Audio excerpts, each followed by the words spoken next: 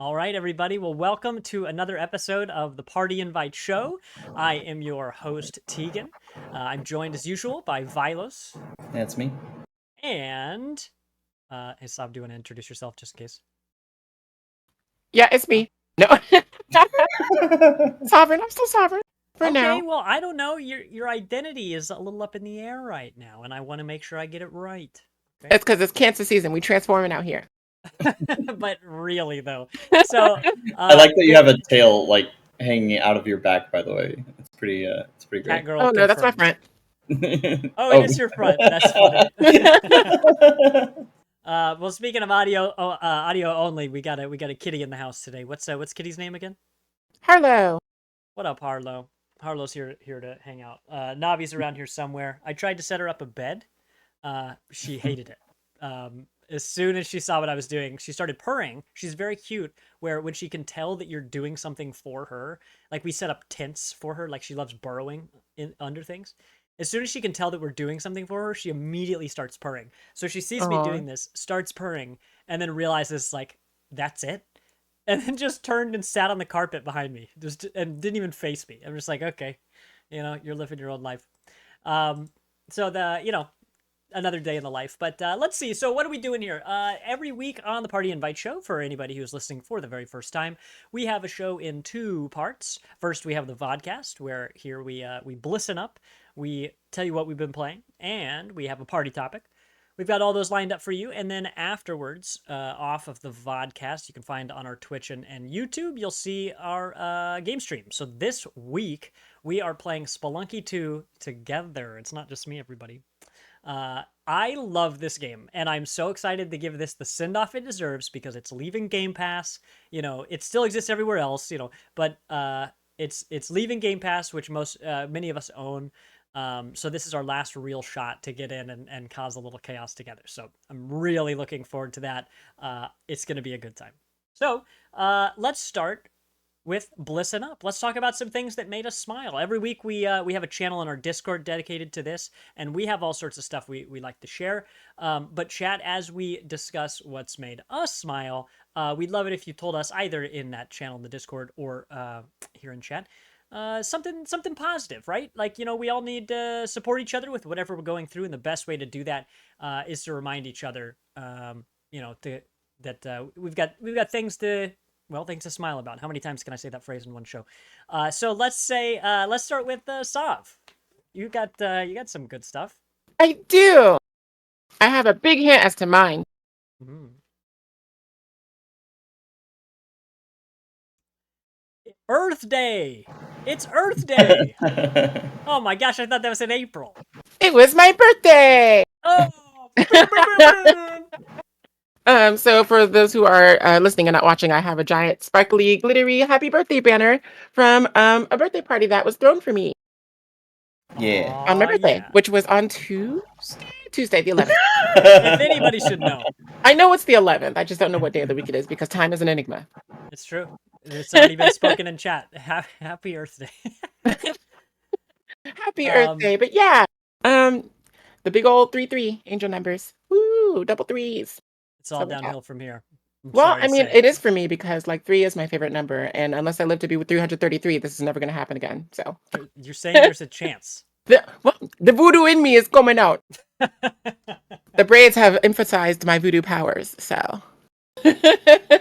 Hell yeah. But it was a lot of fun. I went to the aquarium, which I love. For those who don't know, I am in love with the aquarium. You'll never catch me on a cruise, but I love looking at all the deep sea creatures and learning all about them and seeing all the exotic colors of the fish, the way they move. I saw sea dragons, which are basically longer seahorses, and they're more brambly. And they're so cute because they have little long snoots and they toot, toot, toot. Little long snoots. Hell yeah. And they have these little fins on their back, dorsal fins that flitter like hummingbird wings, and so that's how they guide themselves through the water. And it's really precise. Cool. So and it almost looks fake, right? Whenever I see that, it looks like a child drew a Pokemon, and then the Pokemon came to life and was like, well, I guess this is what I have to work with, So you've got these teeny little hummingbird wings. They're so cute. There was even a part at the end where it would basically be like a coloring page of like a sea creature, and I chose a crab. So, because cancer season, and you can like color it in, fill it out, and like do stamps and like doodle on it and stuff. And then they release it onto like this giant screen display full of everyone else's customized um, sea creatures.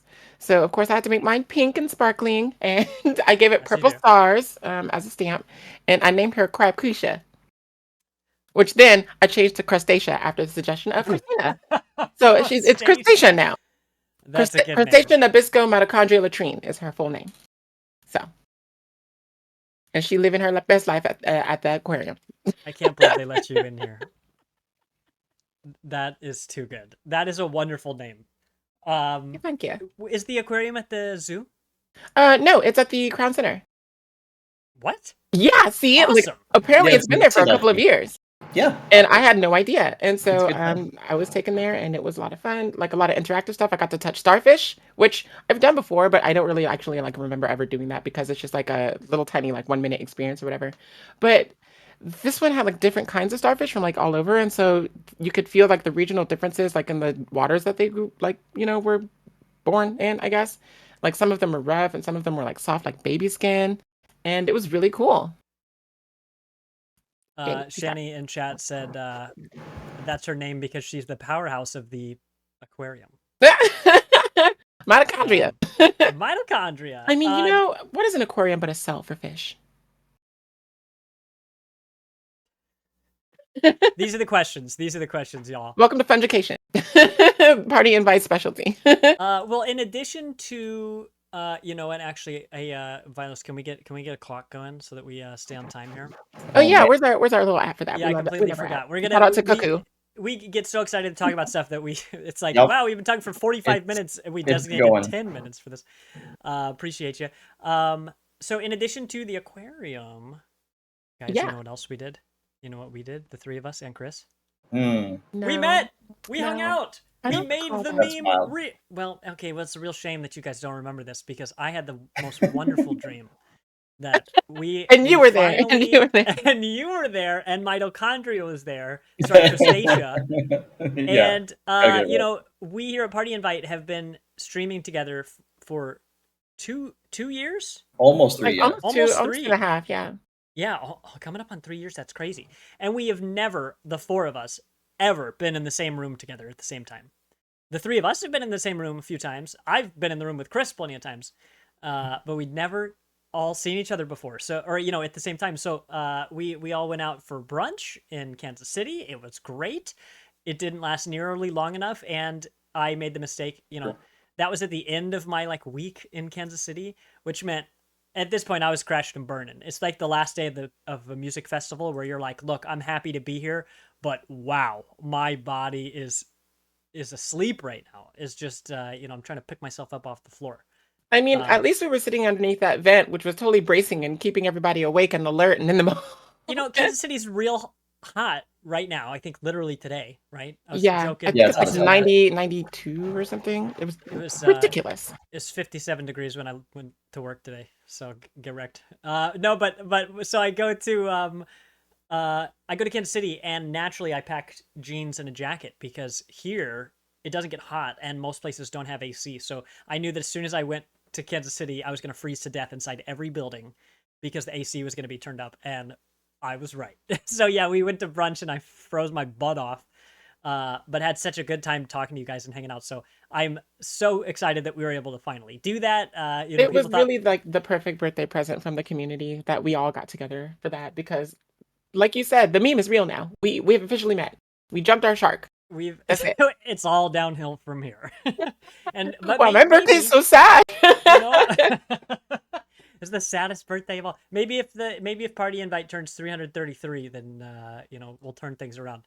But it was great. It was super wonderful, and I'm excited to go back and spend more time with you guys the next time, and who knows, maybe have some to get together. But also PAX West is coming up. Lizzie and I were talking about it for the show, and apparently it's on Labor Day weekend. I didn't realize that, and it makes sense now that they were selling Monday tickets. I was like, who's going on a Monday? That's why literally everything is extra expensive. So I hadn't that's also thought of the that. month right before TwitchCon. So I mean, unless I hit the lottery, I don't know if I could juggle both. I'll have to make a decision. Well, put it on your calendar for I next just need year. some of Lizzie's luck so that I can get like free tickets. Like she has really good luck. Right? like how in the world do you score tickets to 2 Taylor Swift concerts? 2. And she's the one who got us the PS5 because she won the Sony email lottery. So yeah, she's very lucky. Look, I'm I very try not lucky, to but use nope. my powers, my voodoo powers for myself, but I might need to step up my game here because like I'm missing out. Yeah, get on her level. So yeah, I mean PAX West, I'm really excited for. But yeah, let's talk about that later because I'm on a time schedule here and I got a lot to talk about. I have a minute and a half to talk about like 9 Yeah, things. yeah, Oh yeah, and 124 speaking of, exactly. they have escape rooms at main event now too. So which is where I went for my birthday also, and that's the end of my conversation. But that was a good segue for that, so I wanted to put that in there, and Oh, it was really hell yeah. fun. And it was awesome. Please go check it out. Let's Vilos, you got something on here. Let's hear about you know what, I'm not gonna make the same joke I made before the show because this is an all ages show. No, it's not. What'd you find? I don't know how else to not make the joke. And now it's your turn. No. So yeah, Okay, I'm just gonna say it. Vilos found a K spot. All right, he God damn went it. out looking for Korean barbecue. You know, I didn't even go looking for it. All right, it came to me. Such is life. That it happens. You know. No, I actually we had a thing for work that was a big group thing. My boss took care of 12 people at this place called K-Pot, which is Korean barbecue and hot pot, and it was just the most fucking food I have ever witnessed in my life. Because we had a team hot pot thing that we did because we have that kind of diverse team actually. We've got some really great cooks and stuff like that. Nice. But K-Pot is just like $30 per person, and you just keep adding like you just keep adding and adding, and I do not want to know what that check looked like at the end of the night, but guess what? I don't have to worry about that. So yeah, baby. It was nice. I had at least 8 shots of soju, peach and strawberry. At least I like that. And yeah, because it just fucking kept coming. But it was really Maybe nice. they do take care of you at K barbecue places. Like, was that your first time like at one? Yeah, at that specific spot. Yeah, Oh, okay. K-Pot's legit for sure. Like they're just heading against you talking about it. Definitely recommend, but you have to have money because I don't know how much nickel and diming there was for sure because I didn't handle the menu, but they give you a little tablet and you're just pressing the button on anything and everything. And like I said, like it was not on us and we all knew it. So the people that were messing with the tablet were just like, you know what? Who wants shrimp tonight? Shrimp. That's the Okay. point. That's we the had point. we had fucking shrimp. We had bulgogi. We had like 7 different veggies. We had short ribs and stuff like that to shove it there because the K-Pot is both a giant grill, like a 12 or 14-inch grill in the middle of the table, and everybody has a little spot, their own personal little stove where their pot is. So really cool setup, really wild. We kind of smoked the place out at the end of the night because none of us could eat fast enough, and there was just stuff sitting on the grill, and we're just like, oh no, oh god. But wow, no. It's played up in real life. Yeah, it was amazing though. I highly recommend. Great.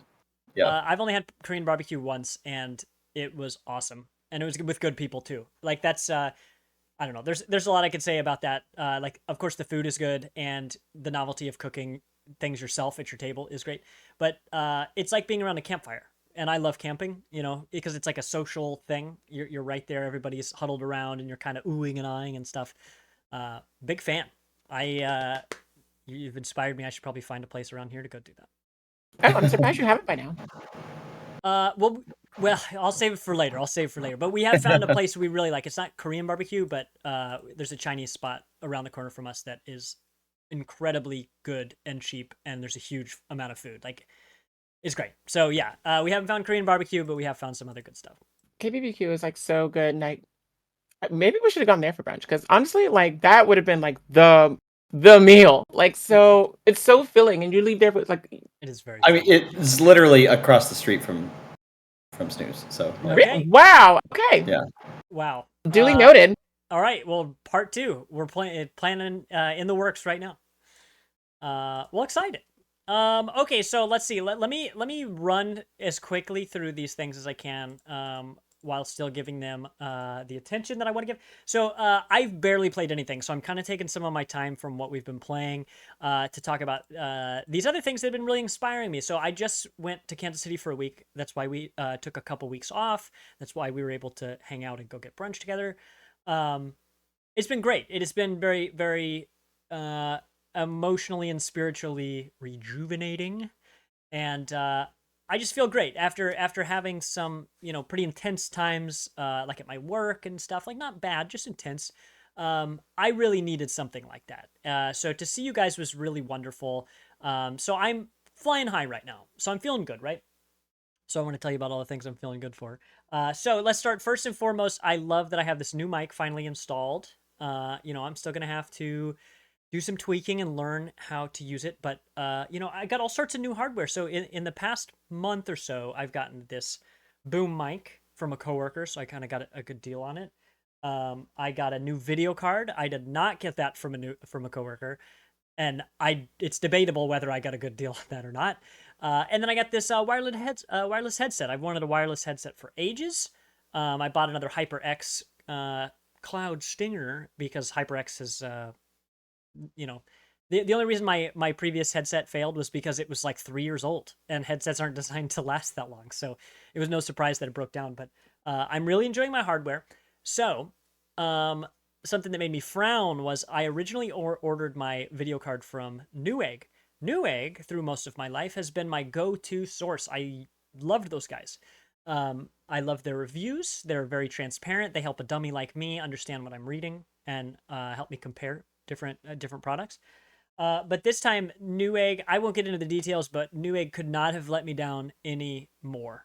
I talked to their customer service 4 times. UPS was disappointing, but it wasn't egregious. Newegg was egregious. So I'm not even going to spend, since I moved up here to Seattle, every time I've ordered from Newegg, something went like very badly wrong. Either it wasn't delivered or my thing was stolen because yada yada yada. Yeah, Vilos. Let's hustle here. Anyway, so I found out one cheap trick or one easy trick that Newegg hates. So when I ordered my video card, I got a code for Diablo 4. So I was excited about that, but I didn't want to install. I didn't want to use it until I had my video card, which actually I don't think it even would have let me use the code if I wanted to. But good thing I didn't try because I was like, I don't want to redeem this code, and then the Newegg tells me, sorry, we had trouble redeeming or sorry, returning your product. So I'm glad I didn't redeem it, but they gave me a refund, and I still had the code. And so I was like, okay, well, I went to Best Buy. I paid $20 more for this card, and I went to Best Buy and I picked it up, and I had it in my hands, so it couldn't be misdelivered because I picked it up at a brick and mortar. So I install my video card, and because it's a valid video card, it's the identical one that I ordered from Newegg. When I plugged it in and redeemed that code, Diablo 4 worked. So I do own Diablo 4 now. How exciting! So Hey, all it took was I basically spent $20 extra to get it from Best Buy, and had a massive headache that took a month to resolve. If you want to cheat the system, just spend 20 extra bucks and have a huge headache for a month, and then you get a cheaper copy of Diablo 4. It's great. So I wasn't expecting to still have that code, so that was pretty cool. But Diablo 4 is great. Let me just cruise through all these other things. Stuff I've discovered this week. Underplayed. Underplayed is a podcast. Two people, I think they're from Nebraska, because I think I found them through a friend. They cover a bunch of a very wide variety of games, mostly indies, but not all. That they play on their own time and come back and review them. So Underplayed is that podcast. You guys should really go check them out. They are way too high quality of a show to not have more listeners. So go check them out. The first episode of their new season just dropped. You don't have to listen to any previous episodes to be able to listen to this one. They talked about Terra Nil, which is a game I played. They had very similar takeaways from it. A game called Tangle Tower that was like it reminded me of Tales from the Oberdin. where it's like a, he said, she said, who done it kind of thing, and Cult of the Lamb, which I thought was great. It was a 2 hour episode, and it was totally worth listening to the whole time. Underplayed. Go check it out on Spotify. I'll drop a link in chat and in the show notes before we're done. Another one is Don't Ask Tig. Has nothing to do with gaming, but it is Tig Notaro, my very favorite comedian in the whole wide world. If you've never heard of Tig, she's gotten into acting recently, so maybe you've seen her in something, but she is wholesome and has this wonderful dry humor. Like, don't think wholesome means sunshine and daisies or anything, but she has this dry humor that just tickles me. I mean, I can't help but laugh when she does anything, and she's very quick on the draw. So this Don't Ask Tig podcast is a podcast where people ask Tig and her guest a series of questions, and they try to answer them together. It's like a 45-minute show. It's awesome. And I didn't discover this podcast. I didn't know this existed till a couple weeks ago. So I've been trying not to just binge it because I don't want to run out. But I love it. And Tig Notaro is the GOAT. I think she's seriously the best, my all-time favorite comedian. She played herself in Army of the Dead. Are you serious? It was a joke, but almost literally. Yeah, so she actually hopped in a male character as he was dismissed from the movie for some That's her? stuff that happened. Wow, Yeah. okay. That's funny. Yeah, so like Tig literally was acting in front of a green screen, not even interacting with other people. Lol. Well, good for her. She's great. She deserves anything she's given. That Ghost movie with David Harbour. The one with like the black family. It's on Netflix. The black family has like a ghost in their house. It's got what's his name? The Falcon. Oh, Anthony Mackie. Anthony Mackie. Thank you. I was gonna say Anthony Ritchie, but yeah, Anthony Mackie. It's got him. It's got David Harbour as the ghost, and then Tig plays like a scientist or something in it. She's the helicopter pilot in the zombie movie in Las Vegas. It's like a heist zombie movie with Dave Bautista. That's Army of the Dead right there. Oh, that is Army of the Dead? Yeah. Well, whatever. Oops. I was thinking Army of Darkness. I thought that was part of the like Army of Darkness, Evil Dead trilogy. Well, that's Saul's movie is We Have a Ghost, by the way. We Have a Ghost. Should I check that out? Is it good? I liked it. Great. Good enough for me. Say no more. So she's great. So Don't Ask Tig is that podcast. If you really want something to smile, that's lighthearted, you don't have to think about too much, go check that out. Again, I'll drop a link to that here when I'm done. The last thing I want to talk about is today. Today, July 13th, is KEXP. KEXP is a radio station in Seattle, but you might know them from YouTube. They do a ton of live musical performances that are very highly acclaimed. I didn't know KXP was here in Seattle till I got here, and I found it on the dial by accident. But I actually don't even use the radio to listen to it. I use an app on my phone. It's a free app. KEXP is all it's called. I cannot overstate how much I love this radio station. For anybody who's known me for a long time, the only thing that competes in my life with how much I love video games is music. And I could live without video games, but I could not live without music. And this is my very best outlet for not just new music discovery, but community. It's the first time I felt part of a music community before, besides like a music festival vibe, you know. But 4 times a year, they have this special programming that is called Music Heals. And so they have Music Heals that discusses addiction and recovery, grief, one that I can't remember, and then the one that they had today, which is Beyond Cancer, is what it's called. And so it's all people send in their stories of that run the emotional gamut of victories and defeats and catharsis and anything in between that have to do with cancer. I mean, almost everyone has someone or in their life or someone who has been touched by cancer. And today was like a super emotional day today. A couple times I had to pull over to be like, woo, if I'm going to listen to this story, I can't be driving for a second. But it's intended to show the power of healing through music, and which is a really wonderful thing. One of the people who wrote in today described it as music reaches a part of their nervous system that nothing else can reach, and so that when there's some sort of emotion or idea that they need to express, sometimes hearing music is the only way that that thing can, that knot can be untangled. And I'd never heard it described that way before, but yeah, I think that's how it makes me feel too, and that's why I gravitate towards it so much. So KEXP is great. Today on 7/13/23, they had their Music Heals Beyond Cancer Day. You can listen to that up to 2 weeks from now. They have an archive, so you can go back and listen to it. The website's good, but the mobile app, especially on Android, is really what I'd recommend. But I really wanted to say that because music is such a huge part of my life, and the days like this at KXP are some of the best programming they have. Some of it's gonna make you cry, and their usual day today is not quite that intense, but days like this are what remind me why I love it so much. So go check that out, KEXP. Even if you don't want to listen to the radio show, go look them up on YouTube. I'm sure you're gonna find at least one band that you like that's done a live performance with them. So, okay, well, now that I've discussed a million things that really, made me feel good the past few weeks, which, I got to see you guys, got to enjoy all that. I've just been all over the place. The one thing I have not been doing is gaming. I've kind of been gaming, but I even read a book, guys.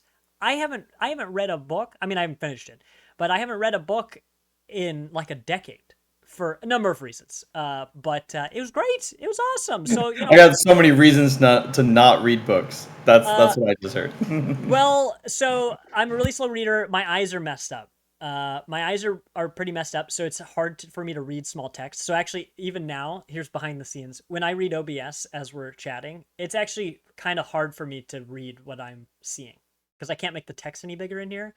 It's also one of the reasons that years ago, when I discovered that I had this, that I trended towards being a disability advocate, because if I can't read it, someone else also can't read it, So like things that change font sizes, good subtitles, those are awesome for people like me. I mean, one of the main I love learning, but I tend to go to podcasts because text messes me up. So yeah, I mean, I really do.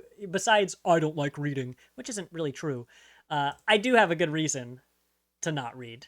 Thank you very much. So it was good to read for the first time in a long time, and yeah, I'm excited for that. But yeah, lots of new things. Wait, you're gonna Summer's say that? You're gonna say all that and not tell us what the book was? it's a no, actually, I'm not. I'm not It was because smut, there's this is one of the few things. I mean, it's not anything like super personal, but it's like personal enough that someone there could be repercussions because it's related to something in my life, and yeah, I can't really explain it without. That's already Okay, that's that's already fine. No, that's TMI. good. Yeah, Yeah. we got it. Yeah, We yeah. got it. But anyway, but I'm loving it. I'm loving it. It's about the outdoors. I'll tell you that. So I'm reading a bunch of outdoors stories. The book I have up next. I know, Vilos, I'm way over time here. The book I have up next, after I finish this one, is called I think it's called Firewatch Season or something. It's something like that. But it's a story of someone who regularly hangs out in Firewatch towers in the Southwest. So I'm excited to read that because, of course, the game Firewatch is great. But I love that idea of just being completely off the grid, even though I'm like chronically connected to the internet. So like this is something I would never personally do, but I like reading about it. So I am excited for that, and I'll definitely be interested in talking about that on the show. But anyway, I need to shut the hell up. This is a video game podcast, and we've only talked about video games for like 5 minutes. So let me shut my mouth for a little bit. Sav, let's start with you. Tell us what you've been playing over the past couple of weeks.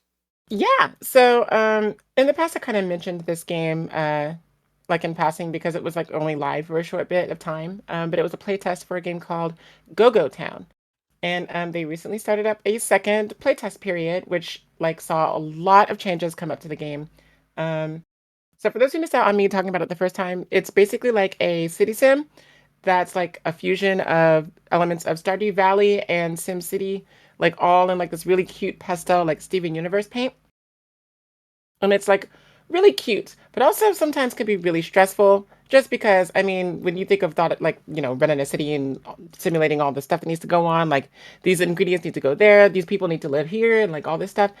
It the game itself doesn't actually like push you to do any of these things, but like you as a person, you're just like, I want to get the things done, and oh no, I'm running out of time, and you're not Mm-hmm. really running out of time, but the sun is setting, which means you're quote unquote running out of time. So like those Cue the things. Sonic drowning theme.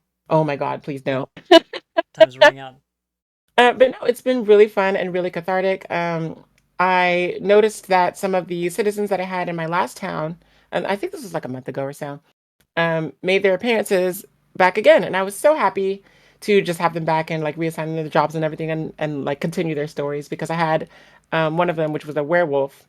His name was Scruffs, and so I put him on janitorial duty because he was Scruffy the janitor, and so he came back to be my like garbage collector dumpster guy.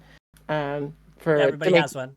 Everyone has one. You have to have one in this town because people will throw stuff away. And if you don't have any trash receptacles, they're just going to throw it on the ground. It's going to stink up your town, and Yes. it's going to be the worst. And so that was one of the things that sets off my stress alarm is managing the trash because they're so slow when they do it themselves. And I'm just like, you know what? I'm gonna get on my bike and I'm gonna do it myself. I'm gonna just take everything to the dump. It's fine. Um, This is now a trash bike. it's a trash bike. I mean, it is a trash bike because I could be riding a unicycle, a unicorn cycle. There we go. So I was just riding the regular bike, which was a trash bike anyway. So yes, it was my trash bike. That's But the good. footage that the people are watching right now on the screen is footage from when I streamed the game last Wednesday on this very channel, Party Invite Show, on That's twitch.tv. us. That's us. So, yeah, it was like a couple of hours long, but during that time, I was giving away codes because the developers were kind enough to give me some to give away on that stream. So I actually Look still at have a you. couple of left over. If anyone in the chat right now likes what they see, I will definitely be happy to give you a code. Just reach out to me, via the Twitter or something. I don't know, or in the chat right now. And I will get you a code because I do have a couple to give away more. But um, I mean, it's like anything you can think of. There's farming, there's fishing. Ooh, There's can I read the synopsis on Steam real quick? for sure. Yeah, go ahead. Plan, build, prosper. As mayor, it's up to you to breathe life back into this rundown town. Construct shops, hire staff, automate deliveries with couriers, and attract tourists to town, all while managing infrastructure and avoiding catastrophes. Holy cow, that's a sentence. Who said being mayor? Who said being mayor was gonna be easy? Not me. Okay, you gotta ride a trash bike. Yeah, They don't tell you that when you sign up. They actually take away your car. They say you have a trash bike, and if you show up to the town hall without 3 pieces of trash, they're not letting you in. actually, the way that you arrive in town, the first time around, you just came through the train station, or I think you just spawned in the town. This time, you sorry, I have to. You are thrown onto the screen in a duffel bag, and you climb out of the duffel bag. And then the person's just like, "Hey, welcome to the town that you're the mayor of now. Get to work." And Oh, that's how the game starts. Don't worry about how you got here. Just Yeah, yeah. literally, don't worry. Like, and then you get a call from like the shady like boss man who's like simply known as the boss, and like your whole thing as mayor is to like generate all these attractions so that the tourists will come in, and then your town will prosper and give you like what's called ego points. And the more ego points you have, the more things you can unlock. You can upgrade your farms, you can upgrade your shops, and everything like that. Ego But points, everybody's got them. basically, I mean, this guy does, the boss does, because that's all he wants you to do. You're just like an ego farming machine. He's just like, make me that money, make me that ego. I'm gonna be rich and famous, blah blah blah. So he's like big shitty boss guy, and I don't know his deal yet because I haven't gotten far enough to like unlock the spicy dialogue. That's just like we're definitely not living in a simulation. This is fine. You're not a clone or anything. 'Cause I don't know what's gonna happen because there's some very dark tones in this very pretty game. I mean, Oh, going there off of that really Steam is. description alone, like catastrophes. There's a lot going on in that description. I mean, there's uh, you can even summon aliens, and you can get alien like literal extraterrestrials from outer space. You can summon them, and you can get them to live in your town and work in your shops. And I'm not sure if that's good or bad because I don't know what's the purpose there. Questionable. You know what? I've got the Steam thing pulled up, and yeah, I just saw an alien. They're funny looking aliens, man. It looks like they have a head stacked on top of a head, unless this character is wearing a hat. It's They like could be. The alien that I had last time was just like one of those like standard like giant green ones that's like basically all head with one eye and then a bunch of tentacles, you know? So I tell you what, I have the power to put this on screen. Let me let me show you this real quick. It is someone. I think it's someone in. Yeah, he's right in the middle of town. He's like, wearing a hot dog costume, and maybe he had the hat on. Maybe he's not an alien and just has. He looks like he has 4 eyes. Let's see. Okay, right. You're just like sitting here judging a random See? citizen. Yeah, what is that guy? Yeah, oh my gosh. No, yeah, that's no, Look at that's that dude. that's just a standard guy. He's just in a hot dog costume. I see. So it is a hot dog head. It is an anthropomorphic Oh hot look, dog it's face. Scruffy the janitor. Somebody else got him on that janitor duty. Oh, the raccoon up there? The werewolf. Yeah, yeah. Oh hell yeah, Scruffy the janitor. You know. Name's Scruffy the janitor. That's good stuff. Oops, I didn't mean to. Let's go back to your footage here. But yeah, the bunch of new features they were adding was like when you first showed up in the previous playtest, basically there was already like stuff laid out for you. This time around you had to like start from scratch. So I had to like place all the fishing rods, place all the tools, place all the farmland, place all the everything. And there were like skeletal like, hints about like, oh, this would be a good place to put like a block of sidewalk or something. Um, but other than that, I mean, you're free to pretty much do whatever you want. You can completely customize your town as far as like roads and paths and travel ways go. I don't know about water just yet. I don't know if it's as in-depth terraforming as Animal Crossing per se, like has, for example. But I mean, we'll see. So far, I really like. Well, I bet it does. Just based on the look of it, it seems like it would introduce being able to like build bridges or other stuff. Of course, you're the one who's played it, so you would Right. definitely know better than me. But with so many similarities, I would be surprised if it's not. Yeah. I mean, especially looking at the map, speaking of, because that's a very Animal Crossing map. Yes, As you can see it on the stream here, it's very straight out of that Pixel phone, and it's even on a phone app, which is the same case for Animal Crossing. So I don't know. It's a lot. It's a big amalgamation of like a bunch of games that I like, and that's not a bad thing to me. Yeah, seems cool. I always say that Animal Crossing is the game that introduced me to Don't Starve, because I felt like there were things I liked about Animal Crossing, but there were things that were missing, and Don't Starve just happened to have those things I thought were missing. This seems like a cool step forward towards something I would be more interested in. Or like Animal Crossing is a great framework. A ton of people love that game just how it is, but I love this that takes some of those ideas and mixes in some other things, and also I like that you're saying that it's a little darker, because Animal Crossing is so shiny happy.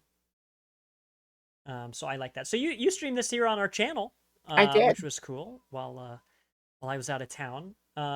Besides, I mean, you're telling us about the game, but how was the stream itself? The stream was actually pretty cool. We got some people yucking it up in chat. I always appreciate their presence, even if they're lurking. I didn't give away as many codes as I had liked to, but I mean that's what I have them here for. And the playtest, by the way, I should say this, is open until the 18th. So if you wanted to get in on bandwagon right now, now's the time. Also, I believe I remember one of the development team members saying that if you join this particular playtest, there's like some kind of goodie or something that you get. I don't know. I don't know if it's like it could be something as small as like a title or a role in their Discord. But I mean, you get something.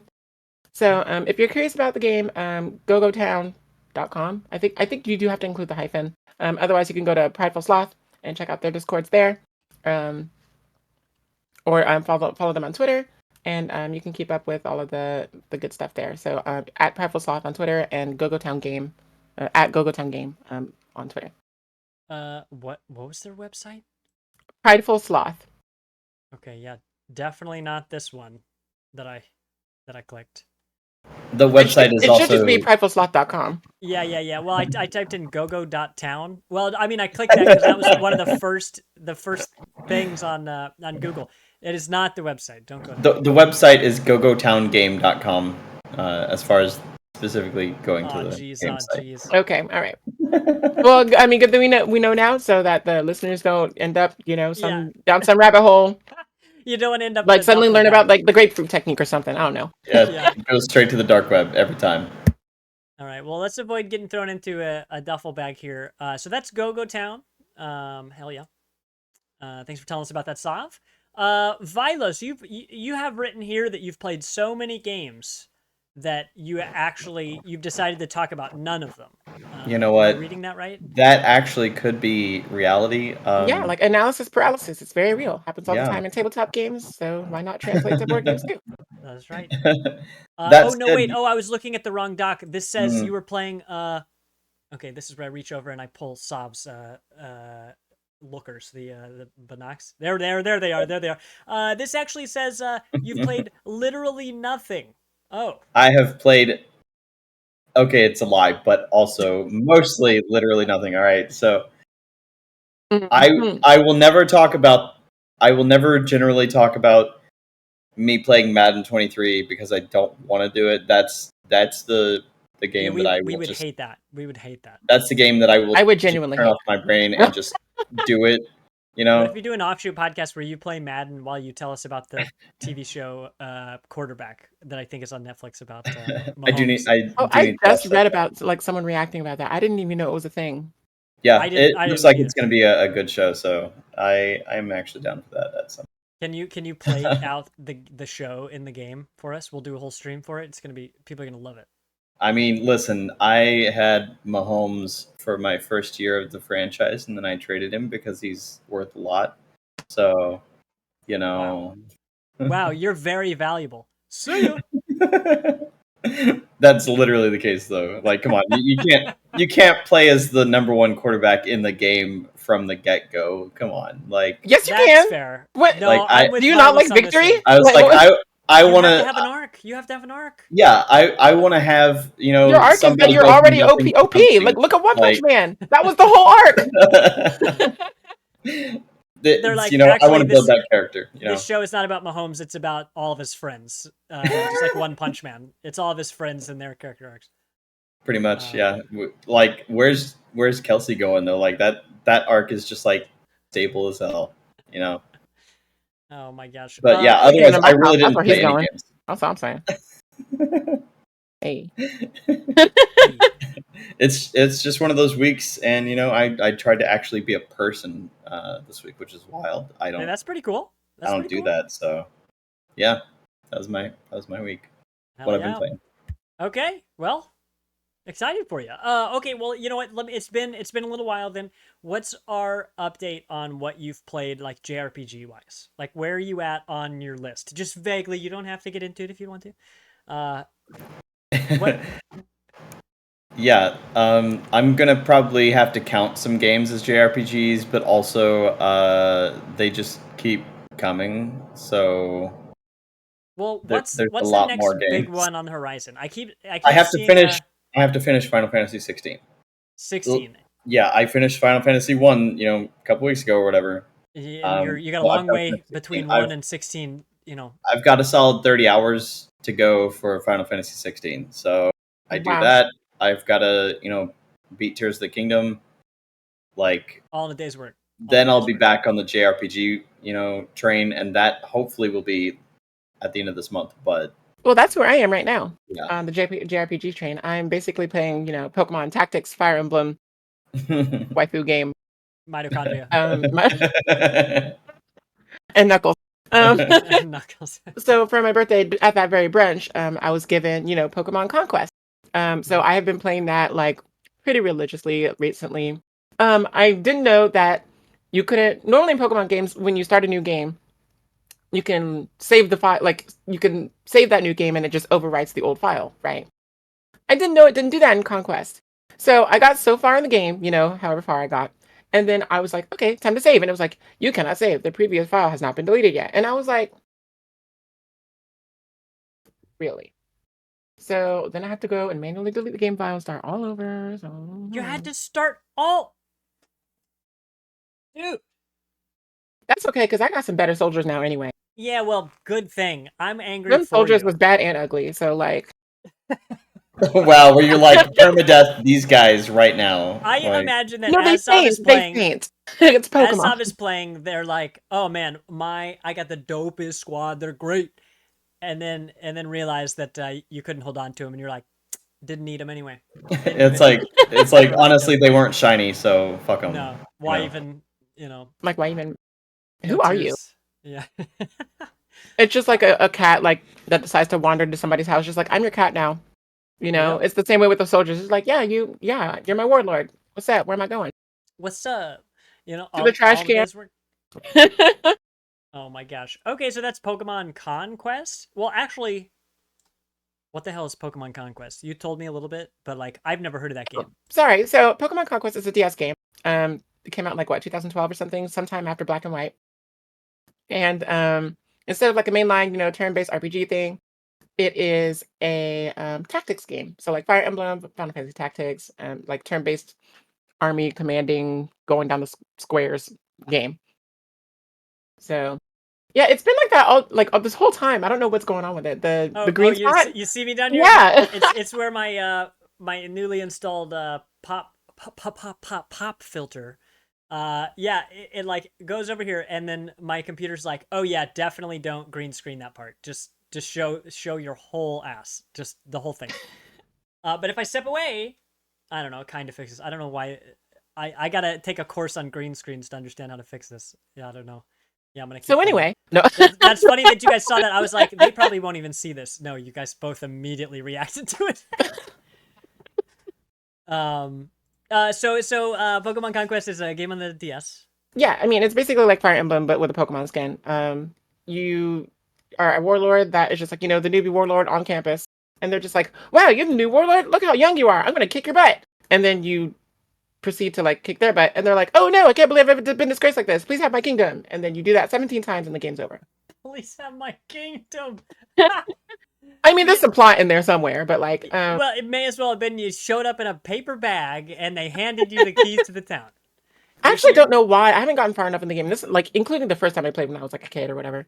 I don't know why you're a warlord. Like, you just happen to be there. Like, I didn't ever get far enough in the plot. I just know that it's loosely based on the story of like Nobunaga, like that whole Japanese history lesson thing. Let's for the people in chat, not The me. Romance of the Three Kingdoms stuff. Yeah. Okay. Okay. Good. I didn't know Chat the was actual well official name, so. So do we need to start making lists that are like top 10 games that make you mayors or warlords? These are at the top. Actually, there's a theme there, I guess I have going. You sure do. We can definitely do that, yeah. Especially since I streamed on here last week. I might be the new president of presidents or party invite. Even though I'm literally a founder and can't get any higher than that. So you're like 5 tips for walking into the room and owning the place, and it's just you like citing your journey like as if it's real life. You're like paraphrasing your journey through Pokemon Conquest or how to become the main character of the universe. An essay. An essay. Well, hell yeah. So you finally saved your game, so you have a real save file now. How long do you think the game is? Have you looked it up? No, I don't tend to look up things like that because I never abide by them anyway. I mean, yeah, you already know I live in my own time zone, so. Well, how long is your average Pokemon game?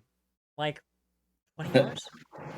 Well, depending, there's a huge like asterisk, storylines of course, and because stuff? you can. Yeah, let's say just to be storyline. The champion, if that's the end of the normal storyline. Though it might not be. Actually, I remember watching Lizzie play Sword and Shield, and you beat the champion, and then like tons of story happened after that. So yeah, I need to reframe my. I would say that I don't think it takes longer than like 15 hours to do it, if that. Okay. Yeah. Then again, if you do anything after that, competitively and whatnot, I mean, I maxed out the clock in Pokemon Platinum, so it read every time I booted up the game, it was like 99999:99. Oh my! Wow, that's impressive. Okay, well, I look forward to the. You should tell me about that. What'd you say? I said you should tell me about what you've been playing. I feel like this is the most I've ever talked about what I've been playing. So now it's your turn. This is not the most you've talked about what you've been playing. This time it's just not Splatoon 3 or a sports game. Actually, I did play a lot of Splatoon 3. I should tell you about that. So no. I mean, you and I can really go off when we're excited about stuff.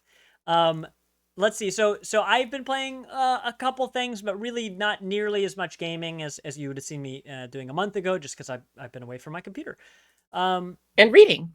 It's great. Well, with a new video card, I can finally play Darkest Dungeon 2 without crashing.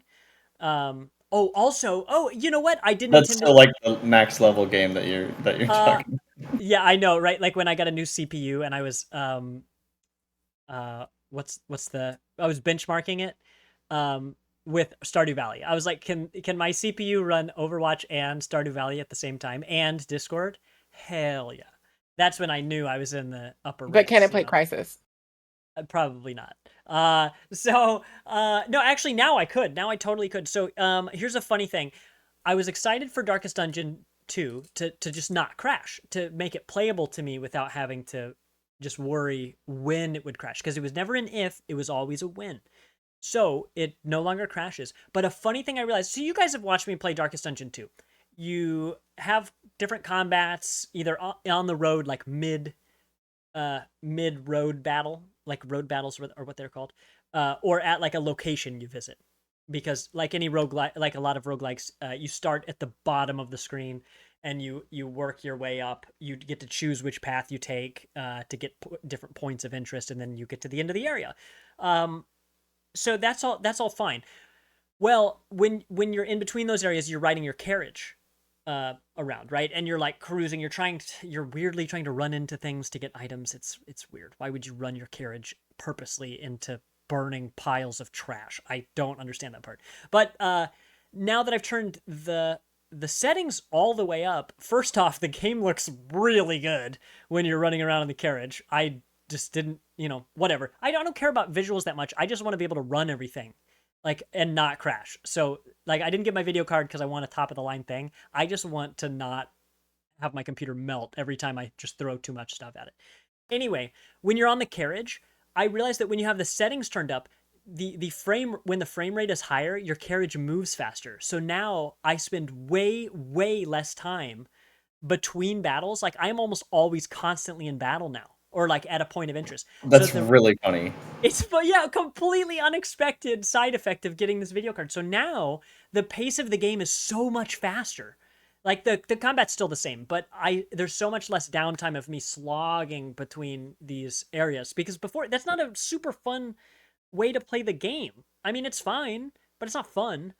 So now I'm cruising through the area where I'm just like in transit. So that was a wonderful side effect of my video card. So I'm really happy about that. It was like 15 FPS. Vilos. It was pretty bad. So it's much better now. So I'm excited about that. Also, the more I play Darkest Dungeon, the more I'm unlocking. And wow, this game just keeps getting better and better, y'all.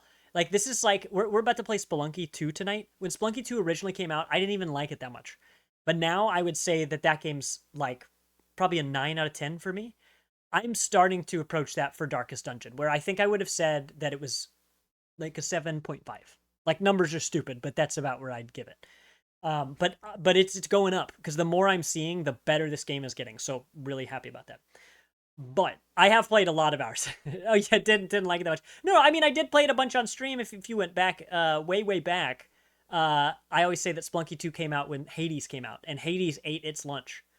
So I went from like being like Splunky's fine to finally revisiting it, giving it the proper time, and loving it. So that's where I'm at with Darkest Dungeon. So I will be able to stream that now. I'm excited about that because that's the game that I want to play the most right now. Really enjoying it. But the other game that I've played is 7 Days to Die. There's been a new update recently. It's pretty much the same game, just with more stuff to explore. There are new buildings. 7 Days to Die is a survival base building sandbox game. Been around for ages. Been around for almost a decade. And if you've ever seen or played the game before, the game is still pretty much the same, but now there are tons and tons of new buildings, a few small quality of life improvements, and the survival element of it, which is what I look for the most. I like it when a game makes me need to find food and water. Those are more difficult. They're a little more challenging in a fun way. So like at the beginning of the game, it's really hard to find food and water. Before, once you knew where to look, you just found it all the time. So it's nice that there's a challenge. But my favorite part of this update is that now the game supports this app called Mumble, which takes some setting up. It's a little bit annoying, but once you have people to walk you through it, like we have walked a bunch of people through it now, it's fine. Like it's not that bad. But you set it up and you have proximity chat. And proximity chat is wonderful for a big community like ours, where you've got 8 people in the server, and hearing 8 people talk at all times, where there's almost never, ever any silence. That can be difficult because sometimes I want to watch Twitch while I play. Maybe I want to edit a video. Maybe I want to just like not think about anything. Maybe I want to listen to Spotify.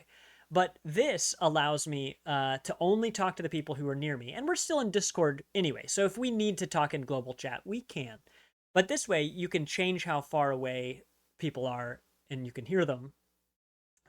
So if you want to go off on a mission with somebody, you'll only hear whoever's with you instead of the entire lobby in Discord. So for me, that makes it more accessible. It's great, and I really really like it. I've always enjoyed proximity chat in Project Zomboid, and I want to say there was another one. Barrel Trauma's proximity was horrible because if Swords you of the Forest, I think you guys did a lot of proximity chat on. yes, that was another good one. I really like that. When especially from us as a community, where the point is to get a lot of people together. Once you hit a certain threshold, it can quickly be overwhelming. And if it's the way I look at it is, if I, an extrovert who loves talking to people and listening to people all the time, if I'm overwhelmed, I know that other people who are way less social or way more casual than me, I know that they're going to be overwhelmed. So the addition of proximity chat just makes the game a little more digestible. So big fan. There's nothing else to say really crazy about it, but because of that small change, it's a lot more fun for me to play in a big group now. And 7 days is the most fun with a big group. So now I get the best of both worlds. Really happy about it. So that's 7 Days to Die. That app we use is called Mumble, and we're all playing on Steam. Yeah, that game. Yeah, I think it's like 9 years old. I don't know. Mumble, I think, sounds like a good app to use for small lands whenever we start playing that. Yeah, so perfect that you would say that because yeah, a bunch of us picked up Small Lands on the Steam sale. It looks like Grounded. If I can figure out how to get more games to work with this, because I think that you could have gotten Mumble to work before with a mod, but now it's natively supported by 7 Days. I want to see if we can easily find mods and stuff out there so that we can use proximity chat in more games across the board, because that would just be great. So yeah, Small Lands supports depending on who you talk to. I think it supports up to 10 people. Deadpool mentioned it might support up to 16. But either way, it's a lot of people, whereas Grounded only supports 4 people. So this is basically what if Grounded just supported a bigger team. So I'm really Deadpool says it's 10. All right, confirmed. Also, hello Deadpool.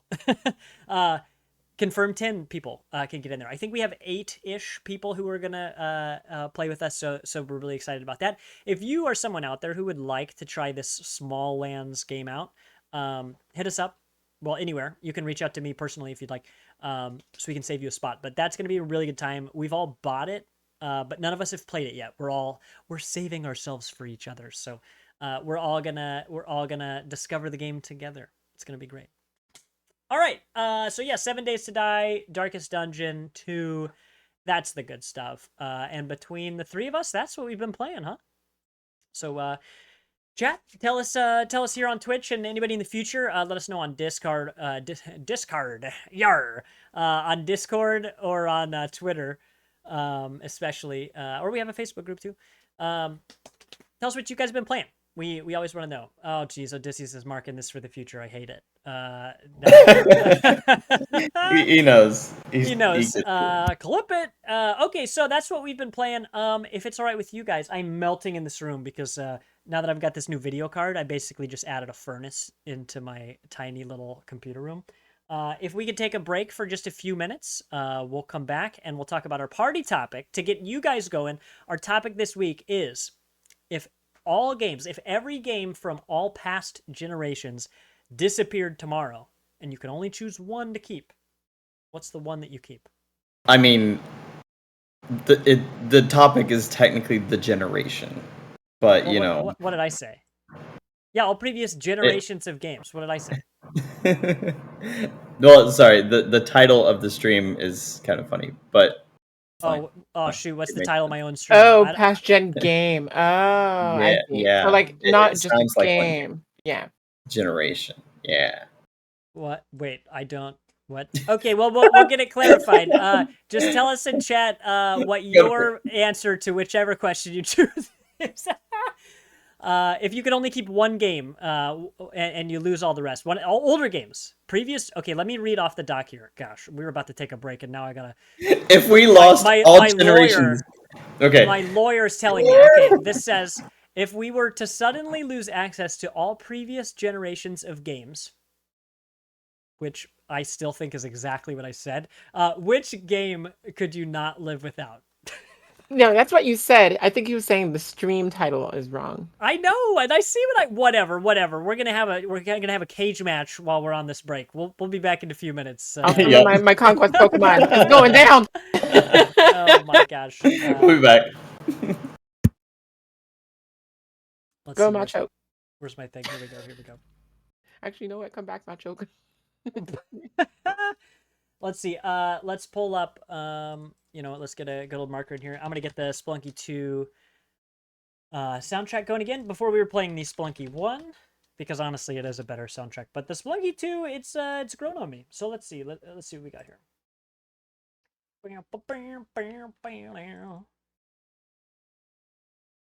Were you supposed to be muted that whole time? Because you weren't. Oh, I know. Okay, good. All right. Yeah, I'll leave you with some. In fact, I'm gonna leave us unmuted for the break. So when you come back, beware.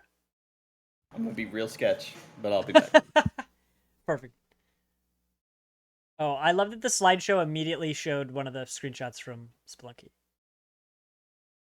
Oh, I'm so sad. Yeah, me too. Because I meant to send you the picture of the group photo picture to put in the slideshow, and I totally forgot. Oh, well, as you would say that, our other group photo of the three of us came up.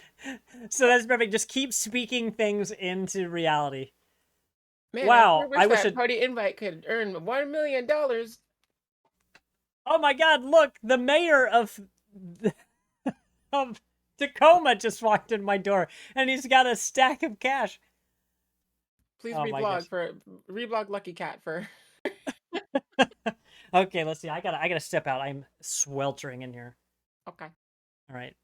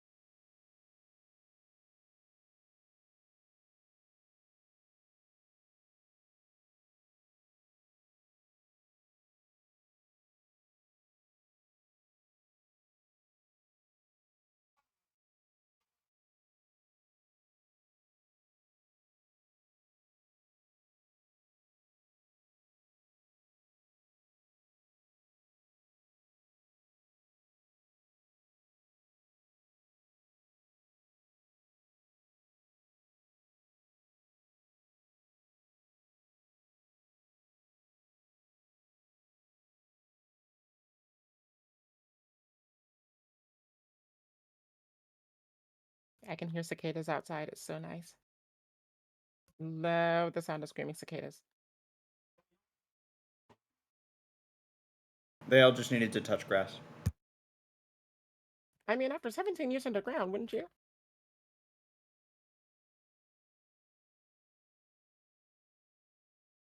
I'm gonna do my Splatoon dailies.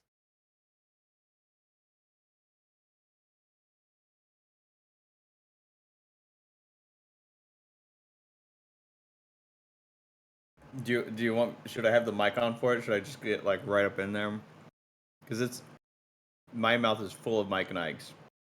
No, I'm chewing gummy bears. Okay, so we're in the same position. Okay. Yeah.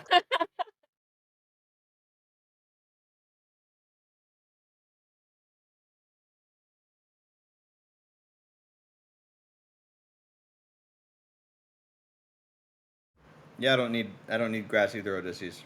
I just need to. I was just gonna say the line, the fucking be my own some teas, but you know, that's just a thing.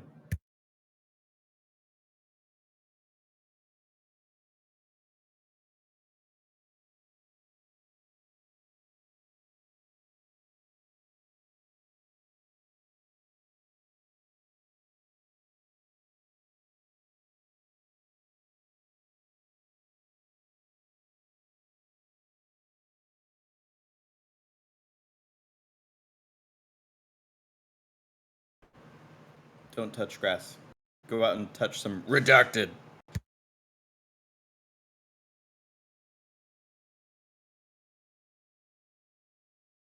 Alexa, please redact that. Thank you.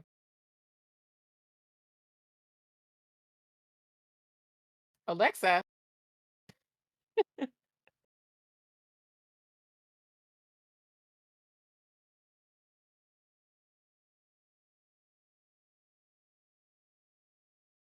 I still can't believe Twitch allows that emoji.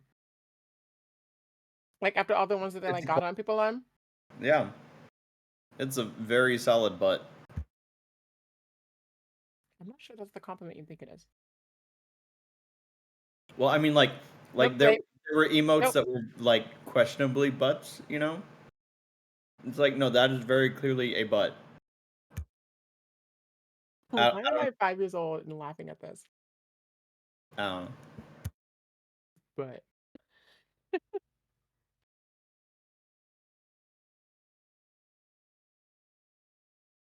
hey, Vilos. But see?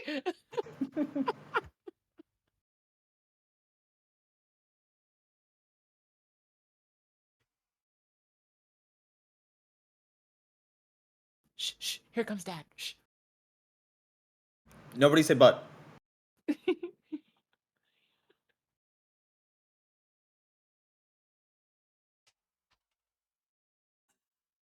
You know, I hadn't realized when I was talking earlier, but I'm wearing my KEXP shirt today. Well, only you guys can see it, but it's a sweet jellyfish. Check me Oh, out. cool. That's actually really nice. Yeah. No, you shouldn't have let Sav see it. Yo, what up? Check out my sweet shirt, everybody. Look how cool I am. Oh, dip. Oh, I'm almost invisible. And Oh, only wow. the You're a jellyfish is jellyfish. in here. Wow, this is the content people come here for. I'll just keep TV. That's actually really impressive. Hell yeah. Wow, That is like really cool. just like don't breathe. Is that the point?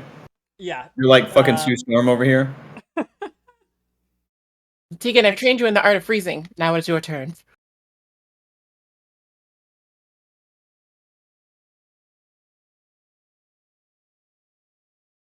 It's pretty good. Don't you forget it. Thank you, Odysseus. We appreciate you. Let me see. I'm gonna finish this bite of pizza here, and I'll be good to go. Man, I love this music. I think at this point, it's not even that the music's so good. It's just that I associate it with happiness so much that I just like, I can't not like it. You know. Man, it's warm in this room. Goodness, I have got to come up with a solution to this problem. If I open the windows or put the fan in here, you guys can hear it. So we'll figure it out. Okay, one more nom on this pizza. I still don't know what the difference is between. Okay. The title is. Actually, Okay. you know what? I'll read it in a minute because that's the audio version is still gonna get it. So give me 1 second.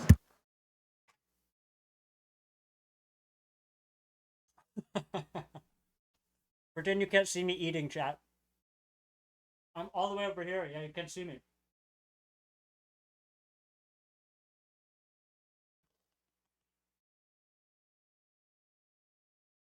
Oh, the chair.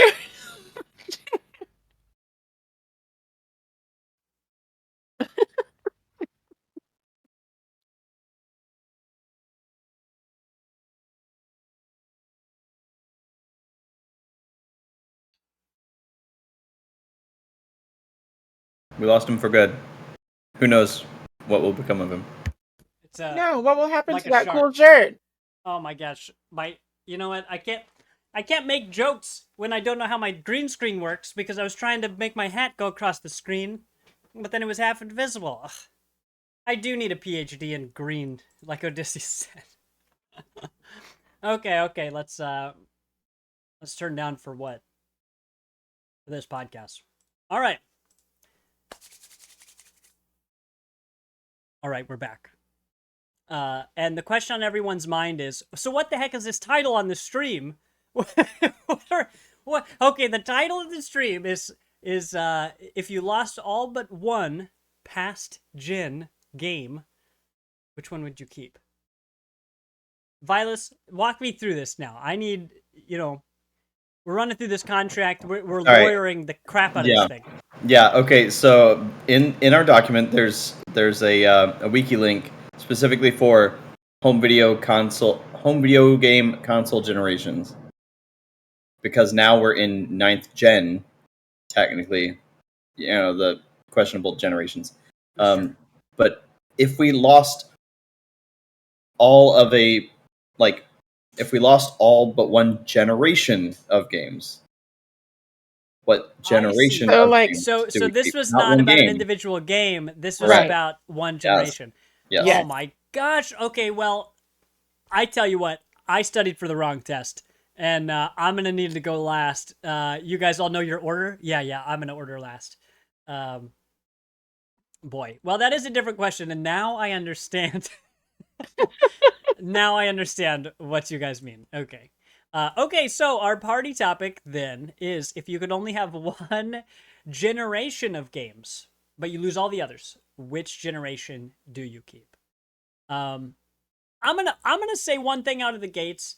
The tough thing about answering this question with with anything but the one obvious answer, I would say, the thing I would say is things become more accessible as time goes by. It's like you have backwards compatibility on some platforms, so if you buy a modern one, you might still get some of the old ones.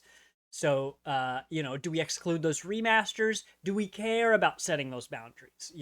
But that's just food for thought. I will have to think more about it because can I actually tell you what my answer to the wrong question was? The one game, yeah. What's that? If it was one game, then my answer I just thought I was like, what comes to mind as an older game that I love? And the first thing I thought of was Ocarina of Time, and I really like Ocarina of Time, but Majora's Mask is that game for me. I also loved Wind Waker. I just bring up Zelda because even though I don't care about Zelda much anymore, obviously the new games are dope, but I still have not played Breath of the Wild. Don't hurt me, or Tears of the Kingdom. I'm excited to actually play Tears of the Kingdom though after watching some people play it. Because I get to spelunk in that game, so yeah, so that's what I like. But in Majora's Mask, I realized that Majora's Mask would have been my pick, and I didn't realize this about myself, but I think Majora's Mask, the reason that I love it so much is the same reason that I love roguelikes now. It's that you go into this world and you learn a lot about the systems and the people and all of these things, and then you just restart over and over and over, and every time you get better. It's not like linear progression. Instead, there's some linear elements to it, but you're always starting over, and then you're taking that player knowledge you have and the tools that your character has built up, and you're taking them into this world as if it was a roguelite, But I never really thought of it that way. But Majora's Mask was the thing that stuck out to me as the one game that I would pick to play because it has this built-in replayability. Because the whole point is that you're always starting over.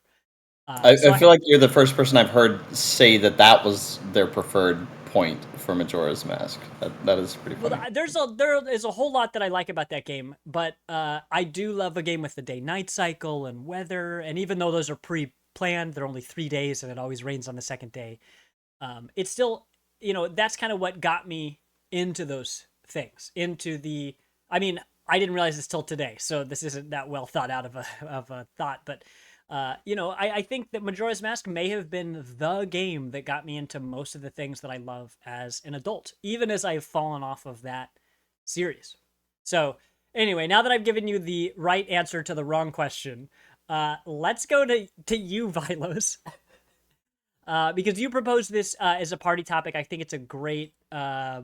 I think either one is a great party topic, and one that I'd really like to hear from our community about. I really want to hear it. Okay, so the correct question is if you could only have one generation of consoles. So whatever that means in the setting. I mean, that would mean PS5, Xbox, whatever they're called now, Series X. The Serious X. I sure wish. The Serious X. For those who or- are confused as to what constitutes a generation, we do have a link. Can we share that link? Yeah. Chat? And then you can go through and decide which systems, which generation of systems and stuff is right for you. There you go. That'll be pinned here. And if you're just listening, it's wikipedia.org/wiki/home. No. It's only got like 170 more characters, But the name of the Wikipedia page that we are looking at is home video game console generations. So there's lots of wonderful information here. So if you're somebody who needs something to choose from to get your answer, then this is perfect. Until recently, like Nintendo is kind of out of the loop of generations, right? Like they're not in step with the PS4, PS5 type eras. Like Nintendo is kind of just like doing its own thing, which is neither a good or a bad thing innately. But until recently, everything was much easier to define because the hardware would come out, and then that would be the hardware for years, for the better part of a decade, usually. And then the new hardware would be developed, and then everybody all at once comes out with a new generation. So I'm gonna poke through here while you guys chit chat, and I might even come up with some interesting facts on here on what constitute these different generations. Vilos. Yeah, and you were right in saying that for a long time they were delineated like for sure. So my thing is that I don't completely agree with Wiki on the whole Switch situation because you just don't say that the Wii U and the Switch were in the same generation. That's not what. Well, that's not a thing. All right. That's so objection. For me personally, I say this generation, which I count the Switch in because the current competition is the Series because X a brand new game comes PS5, out, right? And it's on Switch. Yeah, brand new games are coming out specifically for Switch. So this generation is my choice, and I do say that because we went through the hurdles of backwards compatibility, going back and forth between different platforms over the past 2 generations, and it's very clear to me that not only are, like you said before, most classic games are being released in not only being re-released, remade, they're the best possible forms now that we can get these games, and so. For me personally, any of the classic stuff that was on previous generations, if they haven't come back, honestly, most of those games to me are a relic of their time. They're dead. They're dead. Yeah, like I have gotten past the level of grieving, for some of these old games. I'm not stuck to nostalgia. I know there's a lot of gamers that are, and yeah, shut up. I fucking bought like 12 remakes this year. Sorry. I'm not devoted to nostalgia. Like that's what I'm saying. It's not hypocritical, all right? I'm making a point here, you assholes. But no, like that is the thing though. Like I haven't bought Tales of Symphonia remastered on Switch. All right, like I could have, but I have it on. Yeah, I have it on guys. Steam. Wait, why didn't you? That's like. I have it on Steam, and as we've seen, especially anybody that does keep track of Switch remakes and remasters and stuff like that, right now Tales of Symphonia Remastered came onto the Switch, ramshackle, just hobbled completely. The performance was crap, and it's a game that has been on PC for like 10 or 12 years, if I remember correctly. It's been on Steam for quite a long time. I've had it on Steam for at least 7 or 8 years. And so that was one decision that I was like, I really don't have to have that, right? But there's so many things that are coming back, and today, well, yesterday there was an official limited run games showcase. Oh, I saw you share that, and I haven't clicked into it. Yeah, I didn't watch the whole thing. I ended up seeing everything through Twitter first. Yes, you do. Spoilers. Yeah, Yeah. I'm gonna pre-spoil some of the announcements for you. But for example, Dude, I was gonna check Twitter for those pre-spoils. for example, the Castlevania Advance Collection came out on Switch in the past year and a half, 2 years, something like that. And Limited Run is doing a physical now, Oh, neat. and I'm very excited about that. I can't wait for you to tell us all about it when you get it in 9 months. Exactly. And then there were a lot of different games that were announced, but the other one that stuck out to me was the Jurassic Park classics. So NES and SNES Jurassic Park games, and if you're familiar, so good. Oh, that's why I've been. They're so good. I subscribe to a couple like game trailer channels, and there have been a lot of retro things the past week or so. So that must be what all that stuff is from. I didn't look into it to find out.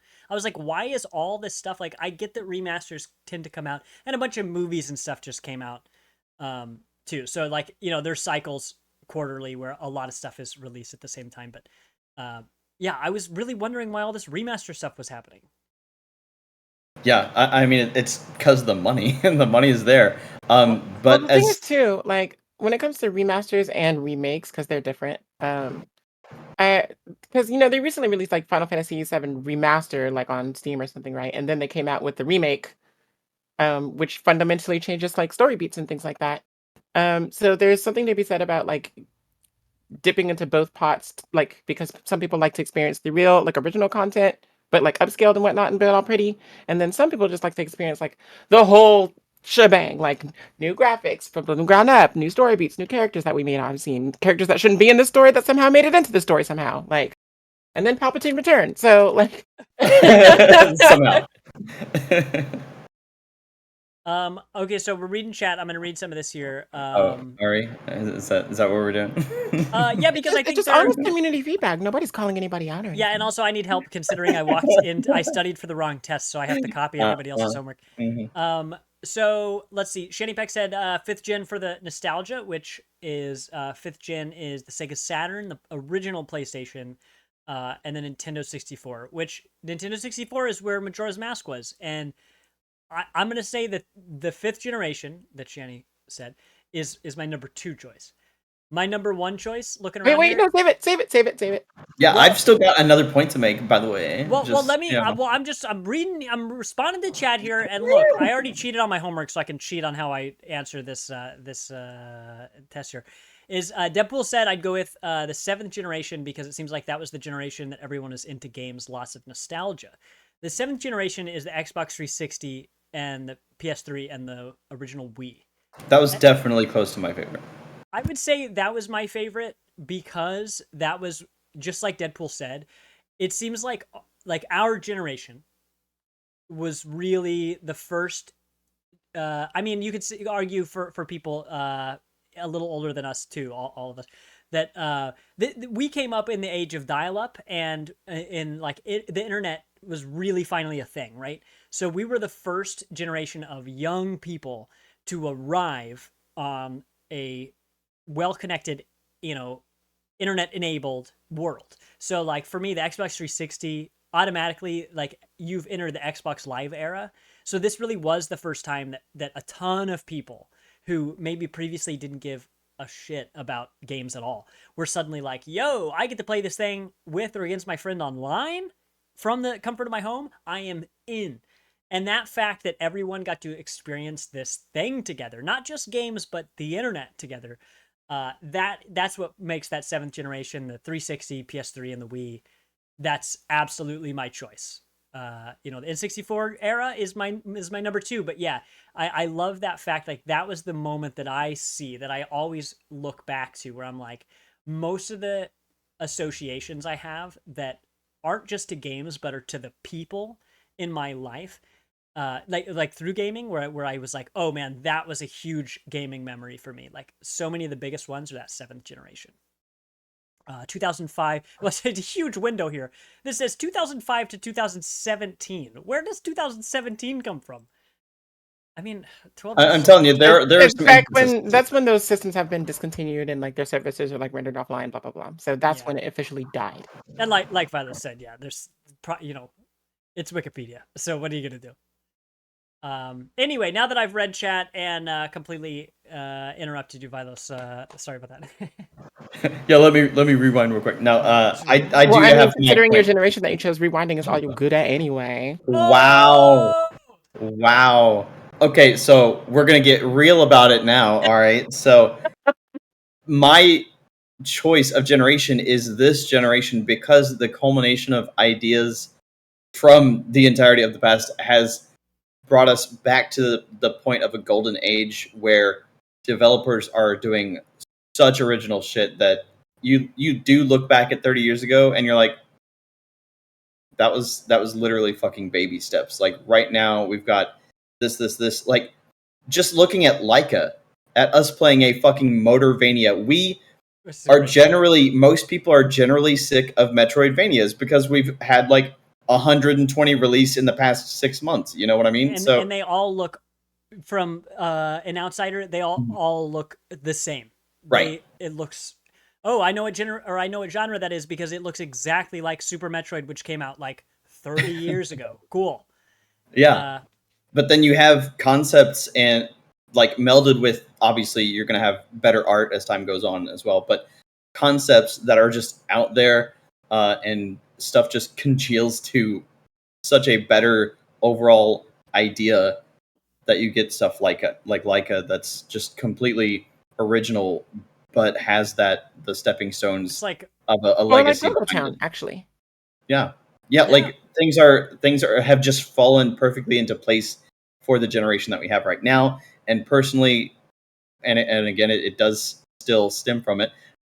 Is I personally wouldn't be able to live without the Xenoblade series, and specifically 2 and 3 were in this generation, as far as the categorization of it. And 3 was a culmination of what Xenogears and Xenosaga and what Monolith Soft did for the last 30 years. Um, and it's just the best of the best at this point for me. Uh, you know, um, One of the games that stands out to me as, there are tons.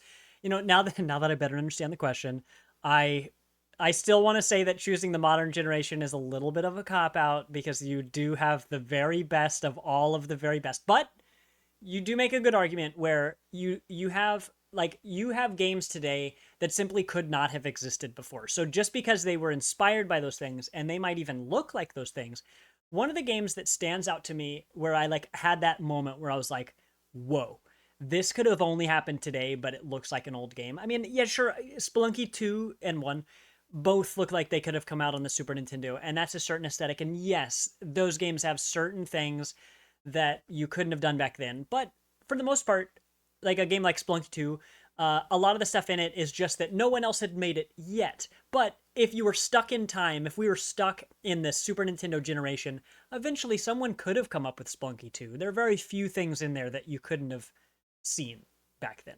But the game that I had the epiphany on was Shovel Knight. Shovel Knight is a game that has a dope soundtrack that takes the like MIDI Like synth, Tiffany, yeah. yeah, thing, and turns it and takes that set and makes it into something we've never heard before, that's layered, and that, like, it sounds like the old thing. Because, I mean, that's like saying, the guitar was invented a long time ago, but we're making the best guitar music we've ever made, which I think is a good, the best argument. I think music is constantly always the best it's ever been. Nostalgia plays a part in what your favorite is, and sometimes there are like legendary musicians that withstand the test of time that are just absolute legends. In gaming, that's a little harder to define because you have teams. You don't have singular, like if I make this a music analogy, Shanny Pack and I were both in Discord sharing music last night, and he was showing me a new metal band. I don't listen to a whole lot of metal, but I'm excited anytime anybody shows me new music. And he shows me this band, and the song was good.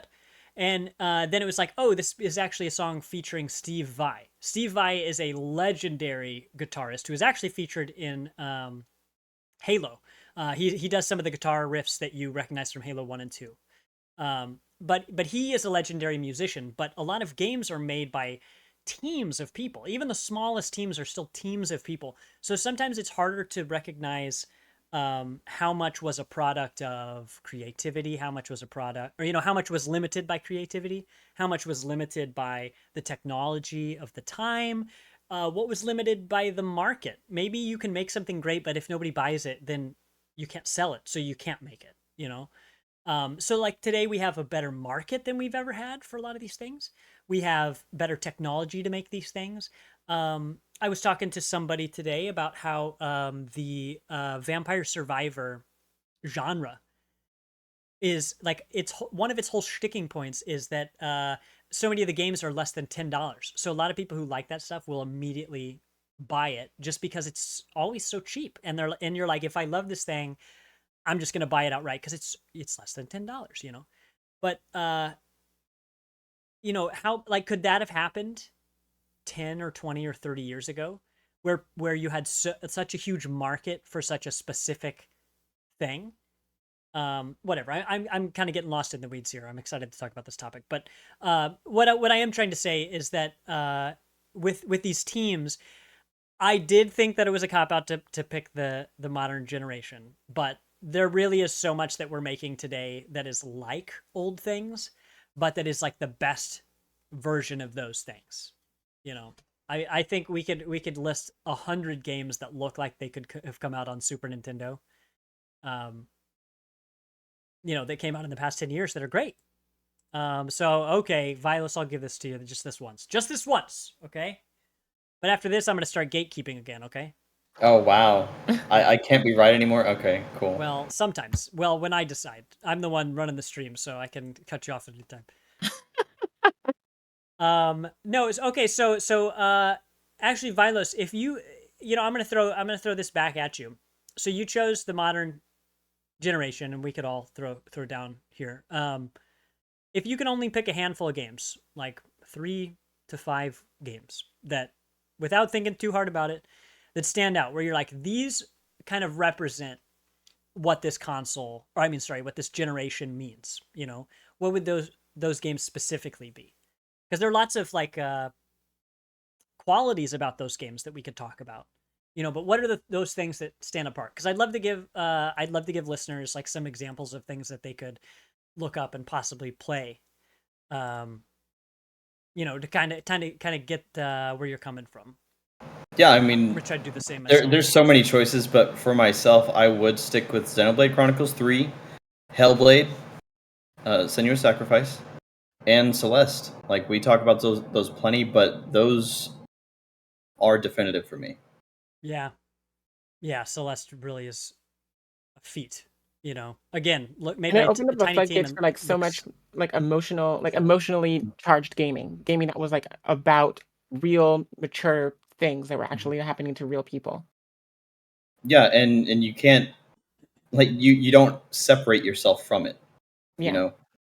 Like those are still, with the exception of Celeste, like, it got to me emotionally. There are a couple other games like a little bit higher than Celeste on that for me, but I cried extensively for all 3 of those games.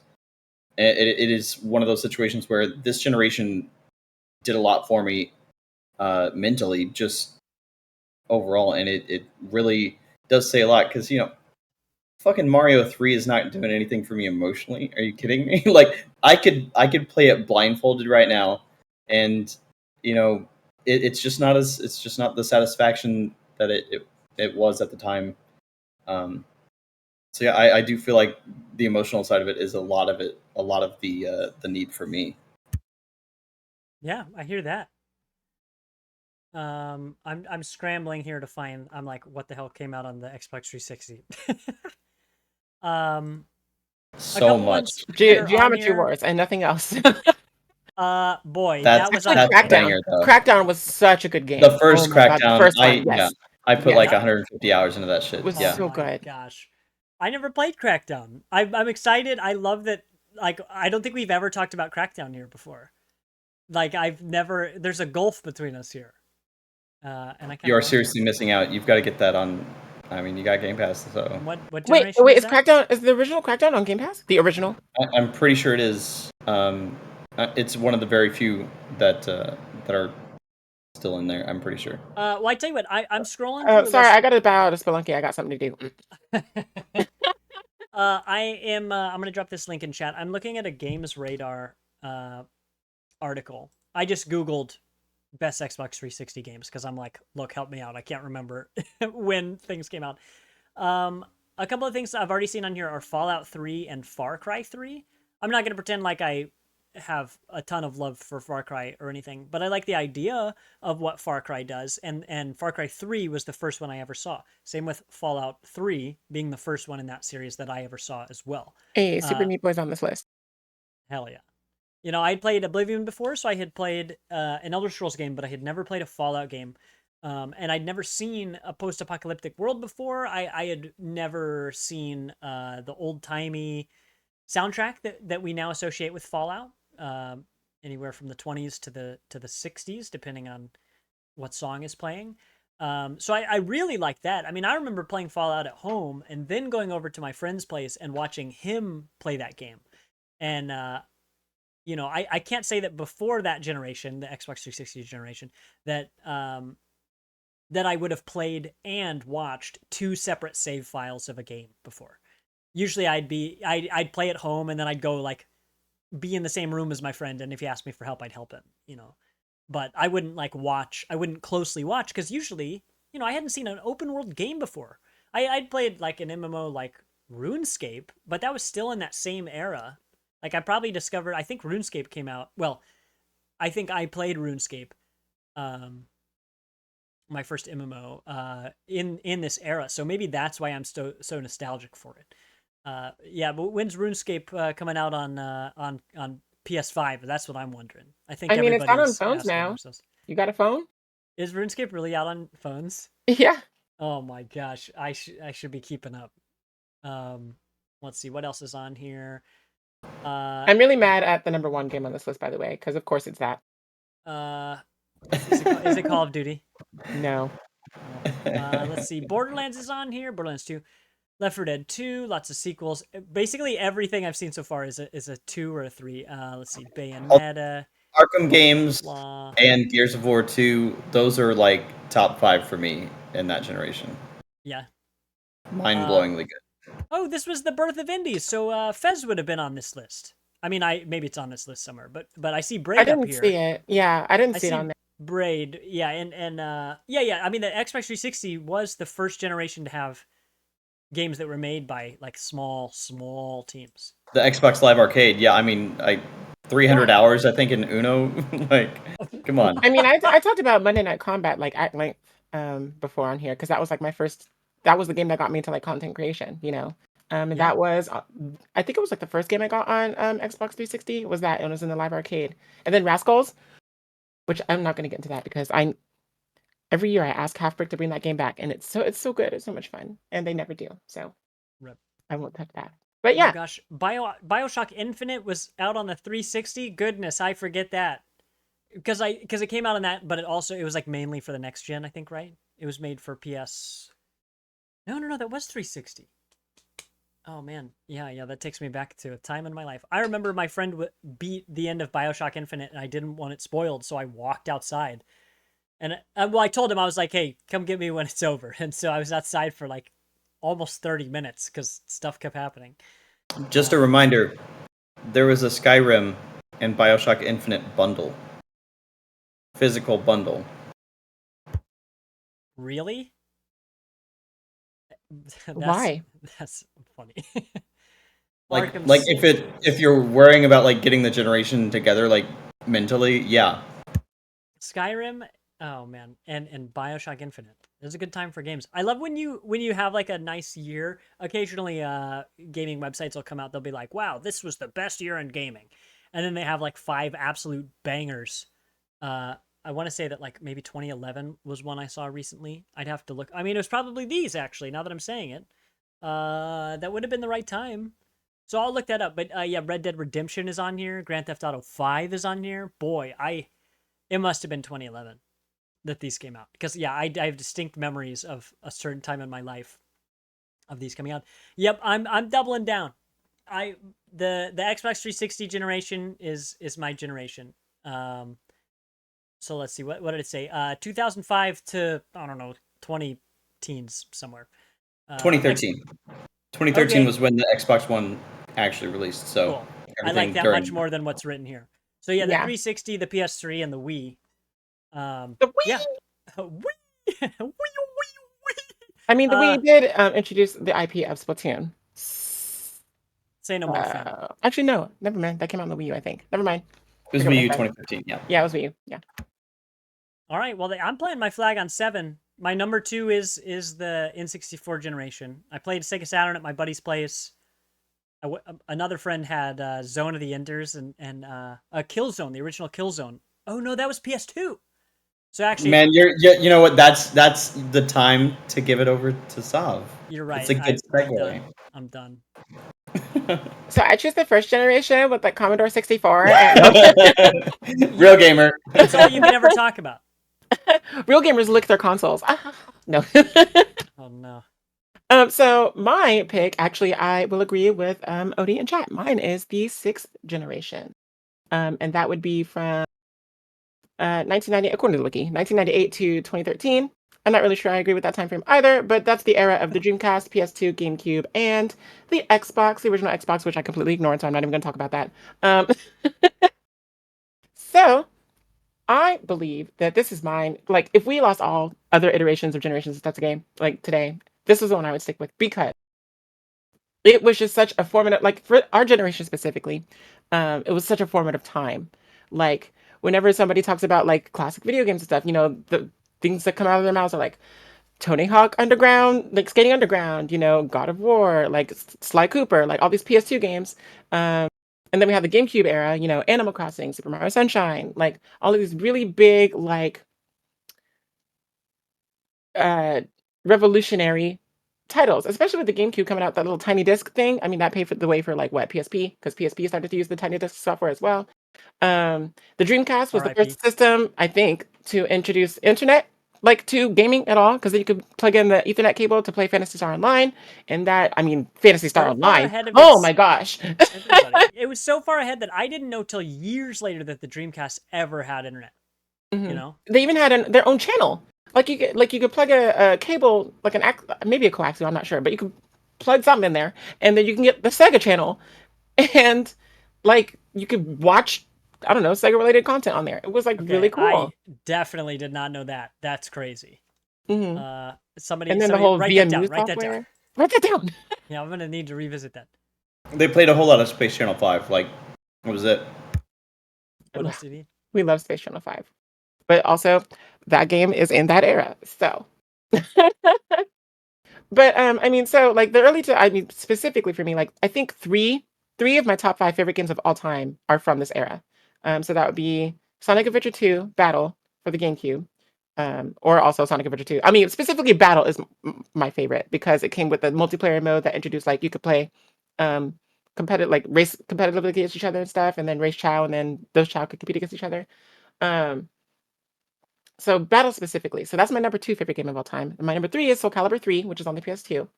And then it's a tie between Tales of Symphonia and Final Fantasy Crystal Chronicles for my number four. So both of those are on the GameCube as well. So I mean, this was like the time for me as a gamer to like be alive. It was like banger after banger after banger. And of course I had like a bunch of friends that would like come over and like my house, and we'd all play together, and that was also part of the thing. Like with Final Fantasy Crystal Chronicles, the GameCube introduced like the game, like you could hook up your Game Boy Advance to the GameCube. Oh, and that includes the Game Boy Advance. Oh my gosh! So Oh wow, we're talking cop outs, but that's a whole look. 2 systems for one generation. Oh, I'm sorry, That is Mister. I unheard of. have every possible remake on one little console thing. Talk about combining systems. But Um, yeah, the Game Boy Advance just makes it a whole other fucking world. Yeah. and they had like the Game Boy Player, so you could plug in the little thing to the GameCube and then play your GameCube game or your Game Boy Advance games on the big screen. Like it was amazing. But Wind Waker came out and it used that same Game Boy Advance technology. It was basically the Wii U before Wii U because it would operate as like a second screen, second menu, and then you could like do all these things. And then the multiplayer when it came to all that was just so great. But not only were the games like iconic, just even the software itself. So like, you have the GameCube with its like xylophone start at the with the little G cube. And then like the PS2, it's when it started up, you didn't know if it was gonna work or not. It would just be like and then like have the blue pillars, circle on the camera, rotating for like 5 years. And then it'd be like, by the way, I'm actually gonna start the game now. Like you had Dude, it, how many memes, how many like TikToks are there where it's just like people waiting, and then it loads up. yeah, Like the crowd, the whole bar goes wild or and something. everyone clapped. That was a real time. I mean, that was like a slice. That is like a slice of time. Um, like I see a meme like that, and I'm just like, oh, that's a place. Like that's a time. And we had fucking load times though. I mean, that's fine enough though, because it give you time to like eat your finger food and stuff. Like, like if you're on a loading screen, take a bite of that pizza, eat some tater tots or whatever. Then when your game screen finally comes back up, wipe off your hands, and then keep playing. It's kind of like an experience. Like kids nowadays wouldn't understand.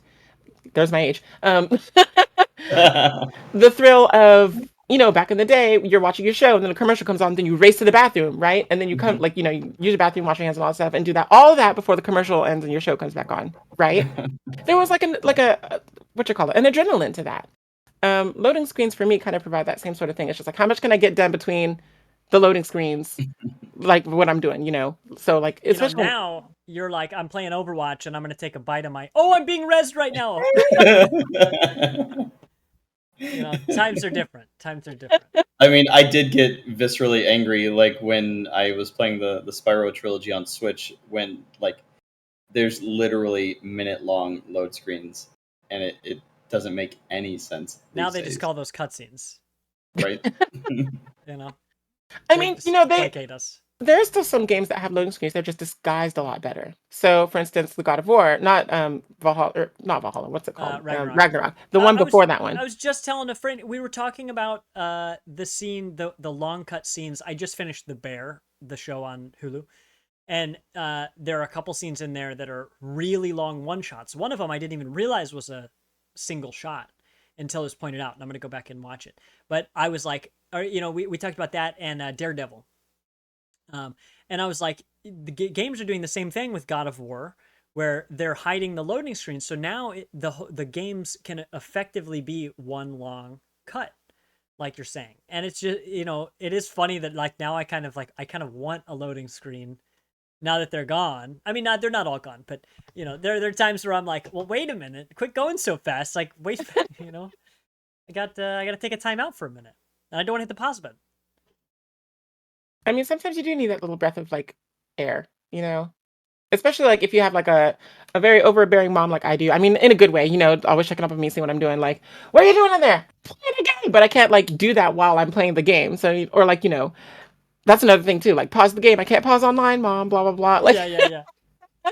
You didn't have to worry about all of that. It was just I don't know. It was such a really good time. I love the nowadays, of course, you have like data migration systems and whatnot, but like the physicality of having like memory cards and things like that to like chuck back and forth between like you can bring your memory card with your village on there on Animal Crossing to a friend's house and then they could see your village and things like that. Um, and of course, Melee came out and that was a thing. Like that was a thing. And it's still a thing. 20 some odd years later, it's one of the most like popular fighting games to be played today still. Um, but also not even just the games, the music. And this is why I mentioned Tony Hawk earlier because that soundtrack, the Tony Hawk Underground, introduced a lot of people to a lot of music, myself included, because I never really listened to that like Yeah, genre of music before, and so totally. Same. when I like heard that, like it awakened something in me. It introduced me to like what music could be instead of what I thought it always was. No, Well, here I am doing everything I can. Bow, bow. Gibbs Yeah, Gang. No. I had maybe heard ska before, but I had never been like, oh yeah, this is my jam. You know. Yeah. Oh my gosh. Okay. Well, look, guys. Look. Okay. We could probably talk about this for another hour. We could. I'm looking at both of you guys. We could definitely talk about this for a long, long time. I'd love to revisit this again. Maybe we come back to the incorrect reading of this question, which is if you could only pick one game from a past gen, or something else. We could also pull games for a future topic. We could talk about the games that look like they seem like they could have been made 30 years ago, but they're only possible now. I mean, we named a bunch of those. Celeste and Shovel Knight immediately jump out to me. Um, so yeah, I'm excited to keep coming back to this. I mean, it's stuff like this that's kind of open ended that can apply. This is a question that so many people from so many walks of life and ages could have different responses to. That it's so easy to talk about anything because there's so much that can be so impactful. When we were talking before the show, or we were talking in our Blissen Up era, I mentioned the radio station here, and people send in their stories to be read on the air, and hearing the incredibly wide variety of things that have impacted people in such a profound way, where they're like, I had this memory with this person from this song, of course, because it's the radio, that just stuck with me, and this has always meant something for the rest of my life. We could talk to every single person here in chat and have every single person name a different time and different people and a different game and different qualities of those games that all stood out to them, and none of potentially there could be no overlap from all of that. And I love that there's so many different types of things that stick with different people for totally different reasons. So we love talking about this, especially when we can get to hear from chat about the things that are important to them. So we'll come back to a topic very similar to this again in the future. Chat, if you guys, anybody out there, if you would ever like to suggest a topic for us to talk about, sometimes we talk about things that have to do with the news, but we're very happy to talk about these things that are a little more evergreen that we could talk about anytime. So if you would ever like to submit any of those, you can reach out to us on any of our socials. You can certainly reach out to me on Discord or Vilos. Yeah, Vilos, that's how I feel right now too. Now I'm just ready for like another topic like this. I'm like, let me add them. I got the juices flowing and stuff, but we gotta go Excuse play me? some Spelunky too. You heard me. I said what I said. But yeah, if you'd like to suggest a topic for the future, what? Wait, oh, What's that? A Vilos, game for what's ants? Oh, that? it's a memory card. What is that? It's a memory card for It's GameCube, but like For what's on it? oh, it is. Yeah, it's in that's my a good bike. question. What is on it? I love them. Uh, this was like the 251 block GameCube memory card, and back then you could still only fit like if you played Madden or like an MLB game, you could only fit Dude, that game and then like two other. Wow. I've got my shitty little like Pelican one too. Like I got nothing. yeah, yeah, the retro brands like missing those a little bit. My GameCube is actually hooked up to the HDMI of my TV right now. What are we waiting Same. for? What are we Same. waiting for? I had to. When I installed my video card, I actually had to remove my capture card. It straight up just didn't fit. Uh, Wow. PC Parts Picker lied to me. It was like, yeah, it can fit. And I'm like, yeah, it can technically fit, but everything's touching. Like every single card I have installed in here is touching every other card. Oh, I just broke something. Oops. You guys were showing off your memory cards, and I found my like fidget spinner equivalent. Oh my gosh, Just it's put that in the it's green, system, so it you know? doesn't show. It only half shows up. Look, oh my gosh, invisible. But yeah, I broke a piece off of it. Oops. Anyway, chat, if you'd like to suggest a topic for a future podcast, and if you'd like to or if you'd like to answer these questions or any of the other ones, let us know in Discord. Discord's the best place to reach out to us and connect with us for all you chatty Cathys out there. It's also the place that you can tell us your Blissen ups, the stuff that made you smile this week. We're always looking for stuff that we can, with your permission, read on the air.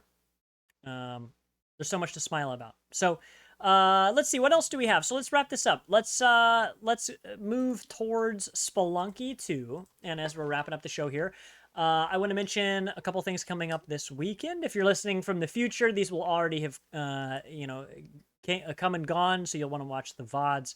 But on Friday, tomorrow, we will have our Exoprimal Community Night.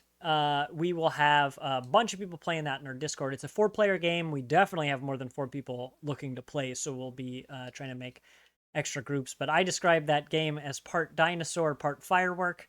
It is a Capcom joint, so you kind of know the aesthetic, but it's wild. It is a PvP VE game with a lot of classes. You can also overlap the classes. I think that is a huge thing, that if you want to play the tank class and so does your buddy, great. You can both do it.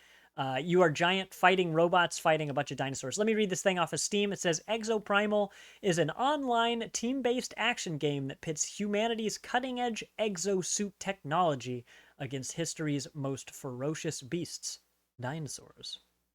It's pretty cool. Check us out. If you're not interested in playing, we'll get on the horn and let you know if anybody's streaming on Twitch. Sav, do you feel like streaming that on Twitch? I meant to ask you before the show. Oh, Exoprimal? Ooh. Well, I guess I'll have to download the Game Pass version, because then, that way I'll be able to play with everybody and stuff. Right. Well, people want to play with you. We have a hell of a squad. We basically didn't lose. All right. Yeah, because Yeah, exactly. Wow. I need the MVP every time. Besides, sometimes when Odie was there, we still didn't lose. Just it's because I was there in spirit. Yeah, I was motivating you. I was over my cauldron. You come back, you better win the match. You be sick bones. Oh man, I can't. That just tickles me. Okay, so Sav, you're definitely going to be playing because the crowd needs you. The people demand it. I suppose I can't eschew the public's demands. So maybe we'll see you on your channel, maybe? Or, you can stream on here, on our channel. Well, whatever. We'll figure it out. We'll get the details worked out. But if you'd like to play, hit us up on Discord. I'm going to drop a link to... you can make events in Discord. So you can get a reminder and let people know you're interested and all that good stuff. You know how events work online. So I just dropped a link for that in chat. And then on Sunday, nobody knows about this, Nerdstead and I, Plank on Discord, we're going to be playing a game called Common Hood. It is a... Actually, you know what? Let me read the thing here. Common Hood is a community building and economy management game with highly customizable base building tools. Scavenge for materials, grow your own food, research new technology, craft new tools, build a home, make friends.